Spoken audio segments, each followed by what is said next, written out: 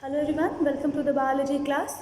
So in the previous videos we talk about how these microbes are beneficial in household items in producing the bread or batter or dokla or any other items like curd. And similarly in the next class videos we also saw about how these microbes are beneficial for the industrial production. In these particular videos we talk about how microbes are used in the sewage treatment plants. So you have seen like wastewater, like large quantity of wastewater is generated from the cities and towns.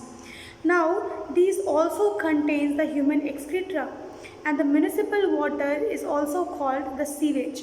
So they have the large amount of organic matter, and they are having various microbes present in them. They are sometimes pathogenic also. So the question is, they actually water body, they travel through the cities, they travel through the small drains, and these big cities, they are producing a lot of and even a large quantity of these waste products.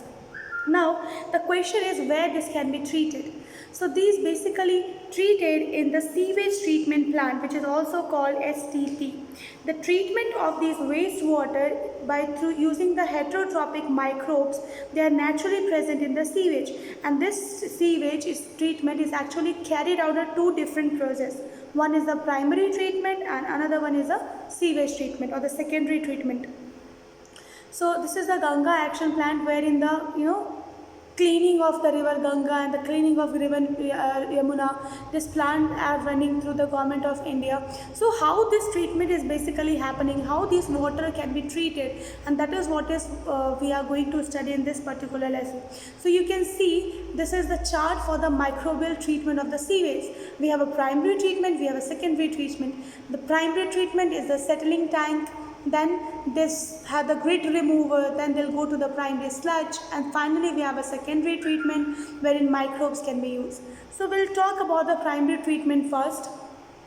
So this primary treatment means what? So there could be a large and small form of sewage which is flowing through the water, and they can be easily stored. So you can see this is a filtration tank, then we have a grit removing tank, then we have a primary jar, and through this then we have this aeration tank. In aeration tank this water is also flown, air is also flown through it, and this is how the big grit or big particles can be easily settled. Okay, so here the most important thing is that we have this floating debris and this sequential filtration, we remove all this. The grit is nothing but the small pebbles, the small stones like structure, and they remove through the sedimentation.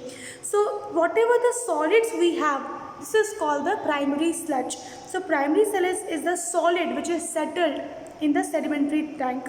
Then next is the supernatant form or the effluent. This effluent is of the primary settling tank is sent for the secondary treatment. Now, secondary treatment is also called biological treatment. When the primary effluent is passed through the large aeration tank, so this aeration tank, these air bubbles is thrown inside, and this is how they actually moved, and this water is moved through this air in that. Now, during this particular movement, you can see we have a flock. What is this flock? It is a masses of bacteria associated with the fungus filament, and they have like mesh-like network. And this is actually the result of this aeration tank.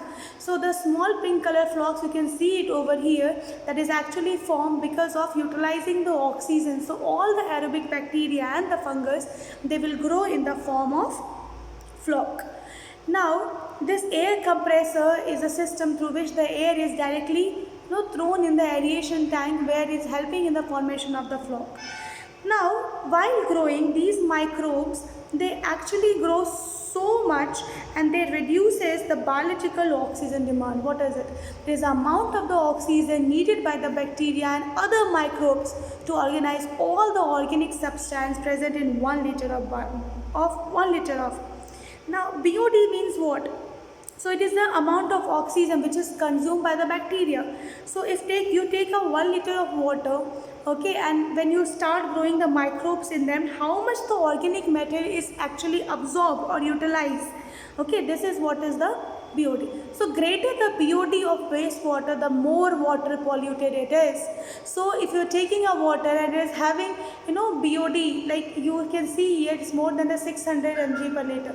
So this is actually means the water is more polluted over here. So the sewage water is treated until this BOD is basically reduced. Now this BOD test, it measures the rate of uptake of oxygen of the microorganism. As you can see here, this primary, this flocks what we had, it is sent to the aeration tank. Okay, and this aeration tank, this flock sediment and form the activated sludge. The activated sludge is again sent back to the aeration tank, and here you can see the supernatant sludge and mixing zone is there.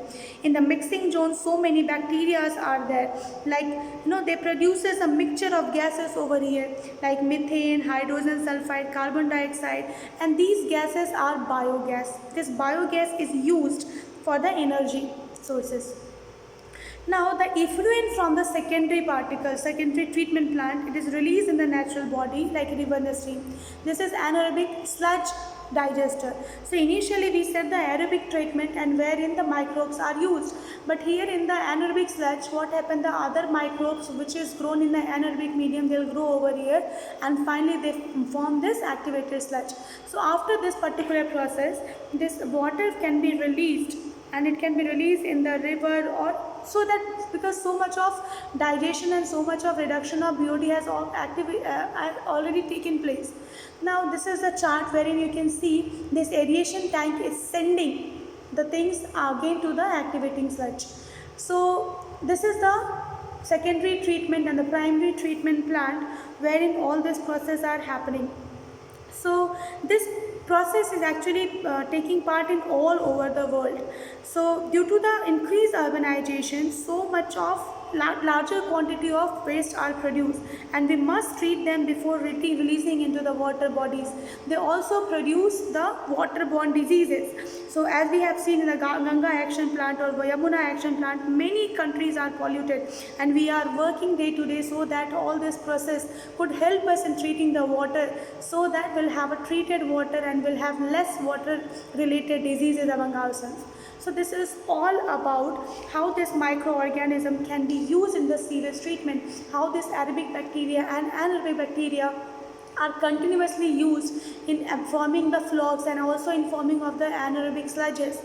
And this is how this industrial microbes can be used and can be progressively demanded, so that most and most polluted can be removed from our wastewater. This is all about the lesson. I'll see you in the next lesson wherein we talk about how this microbe can help in production of biogas. So this is all about this lesson. Thank you very much for watching. Have a nice day.